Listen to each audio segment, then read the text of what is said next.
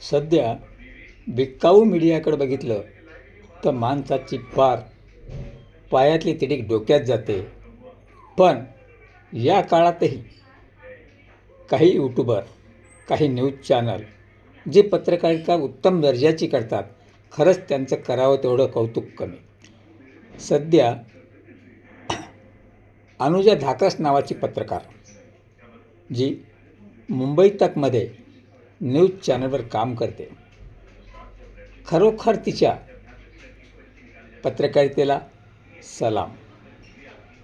त्याचप्रमाणे एक यूट्यूबर आपल्या मराठवाड्याची मुक्ता कदम, जी नांदेडच्या पूर्ण याचं विश्लेषण एकदम क्लिअर कट आणि जे सत्य आहे ते जगासमोर आणत आहे.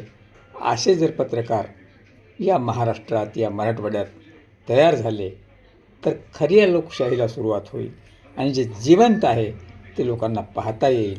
पण या विक्रीच्या, सोशल मीडियाच्या आणि गोदी मीडियाच्या काळामध्ये असे दुर्मिळ पत्रकार यांना आवर्जून सर्वांनी पाठिंबा दिला पाहिजे आणि या पत्रकारांचं मनापासून कौतुक केलं पाहिजे.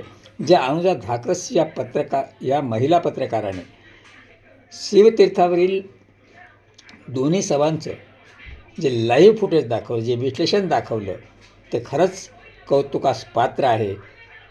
आणि जे गोदी मीडियावर दाखवतात ते धादांत खोटं आहे. तेव्हा सच्च्या पत्रकाराला सलाम करायला शिका. जय हिंद, जय महाराष्ट्र.